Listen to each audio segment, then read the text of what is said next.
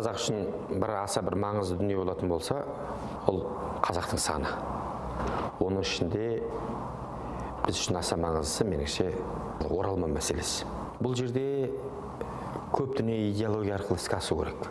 Біздің танымымыз алыстан аңсап келген, ата жұртты аңсап келген, бүгінде бөтен мемлекеттің территориясында қалып қойған қандастарымыздың ортамызға келуіне тілектес болуымыз біздің елдегі тәуелсіздігіміздің баяндылығына бірден бір соған әсер ететін аса бір маңызды құбылыс. Көп адамдардың айтатын дүниесі, екінші дүниежүзілік соғыста олар бізбен бірге болған жоқ, бізбен бірге ашаршылық кешкен жоқ, бізбен бірге тың игерген тұстағы отарлық саясатты басынан кешірген жоқ деген сияқты. Оның бәрі жаңсақ дүние, ол өтірік дүние. Ол кетейін деп кеткен жоқ. Арқада аяз болмаса арқара болып несі бар деген сияқты.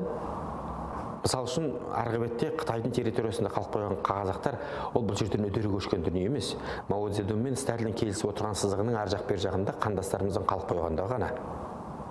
Сосын бұл оралман дейтін айтылған нәрсе, бірақ тағы да қайталап айтқым келеді. Егер біз бүгінгі Қазақстанның территориясында тумағандарды ұлттан тыс деп қарайтын болсақ, бір масқараға ұшыраймыз. Ол деген сөз. Ендеше Құрманғазы оралман болады. Ол Астраханда жатыр. Астрахан облысында. Олай болса, Найманбайдың әсеті оралман бола ма сонда? Қытайдың территориясынан топырақ бұйырған. Қазақтың қабырғалы үш биі бар. Ол өзіне қастерлі болған адамдарды, құрметті болған адамдарды қазақ бөтен жерге көнбейтін түсінікті дүние. Үш бидің екеуі Қазақстан территориясында емес. Айтеке Нұратада, Науаи облысында, Төле Ташкентте, қиырлағып, не болса соны айтып жатқан мына өзбек ағайындар, оны қарлығаш би анау мынау деп тарихи санамыздан өшігу үшін атын ататқызбай жатқанның өзінде, жалпы біздің егер біз қуатты мемлекет деп территориялық претензия айтатын болсақ, осы дәлелдің өзі бастан асып жеп жатыр. Үш биден Қазақстаннан топырақ бұйырған Түркістандағы Қазыбек қана. Сондай Төлеген ұрпақтары оралман бекен, Әйтекен ұрпақтары оралман бекен, Құрманғазы ұрпақ оралман бекен, Әсеттің, Таңжарықтың, Оспан ұрпақтары оралман деп қараймыз ба? Бізден бөтен деп қараймыз ба? Екіншіден, адамның күні адаммен деген секілді, қазақтың ұзы қазақпен. Оралмандар құрғыл күлген жоқ Қазақстанға. Көптеген журналист бауырларымыз қарасақ, көбісі оралман солардың.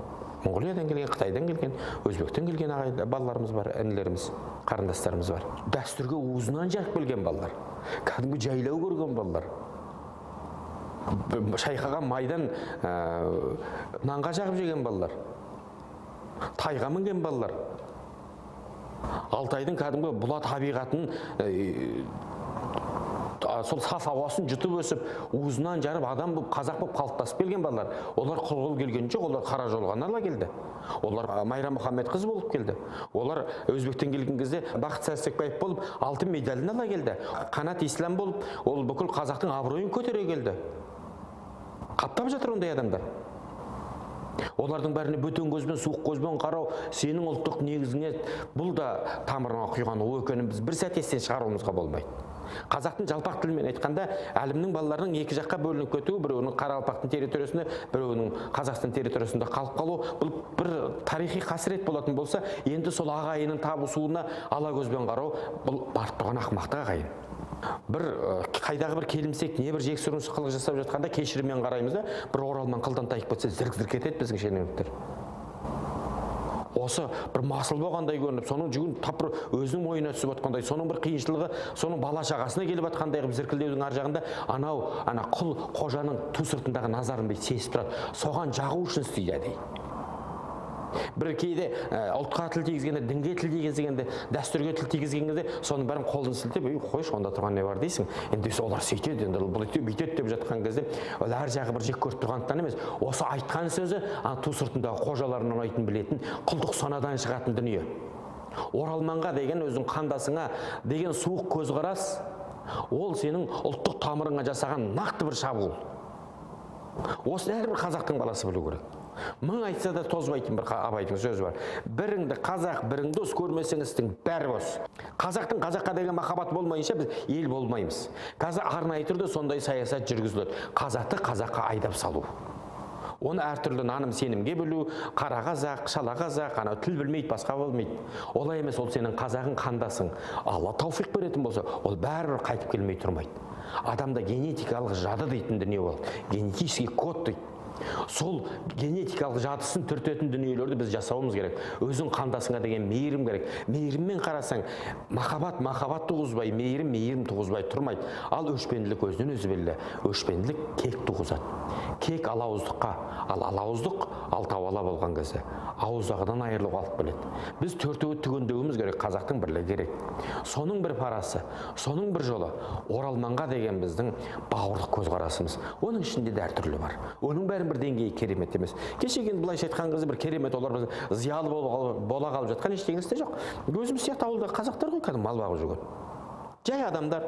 Оларда бір керемет, олардан рухани деңгей күтуді, олардан бір ғұламалық күтудің қажеті жоқ. Ең бірінші біздің санымыз көбейсін. Сан біраздан соң сапаға ауысатынын біз ескеруіміз керек. Сондықтан бір қазақ болсын Қытайдан, бір қазақ болсын Моңғол мен Өзбектен алып келеміз дейтін әрбір ұлтқа жанашқан қазақтың бойында осындай бір ұстаным болатын болса, біздің елдігіміздің былайша айтқанда жыртығын жамайтын дүние осы. Бір жерде бір қылмыс болып тұр дейді. Қылмыс болса, осындай біреуді бір пышақтапты дейді.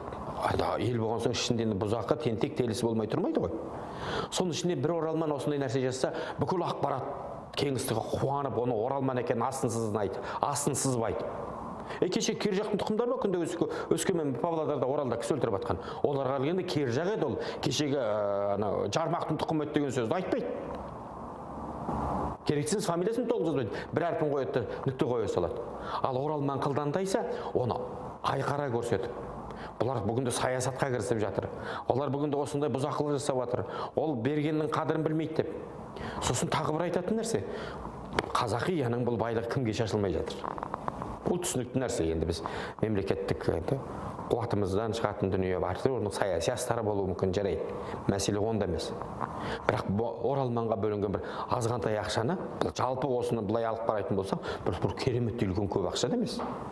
Сол азғантай ақшаны өзінің қандасынан қызғанып, соны масыл көру, ежевенец деп қарау, содан қызғану. Бауырлығың қайда сен? Сенің қазақшылығың қайда, қарға тамырлығың қайда? Сенің бауырға деген мейірімің қайда? Ағайын, осы мейірім бізге ауадай қажет. Осы мейірім, осы бауырмалдық, ұлттың қазақтың қазаққа деген бауырмалдық, мейір, махаббаты ғана бізді ел болуған дейтін дүние екенін ешқашан біз ұмытпауымыз керек. Және басқаға ол суық көзбен қара деген сөз емес, ағайын. Ең бір шәр нәрсе өзі сүйем, қарсы деген сияқты өзің жақыңнан басады. Әкеңнен, шешеңнен, бауырыңнан, әулетіңнен, қауымынан, ұлтыңнан өстіп сатылап келеді. Ал өзіңдегін жарылқамай жатып, басқаға пана болам, жоқ жерден өзі либералсып, демократшыл болып, толерантты болып, жоқ жерден. Болма емес. Дархандықтан адам кең болсаң, кең болмайсың, бұл қазақтың ұғымы. Бірақ сол кеңдігің, мейірімің өзінің қандасынан басталу керек екендігін біз бір сәт естен шығармауымыз керек қой, ағайын.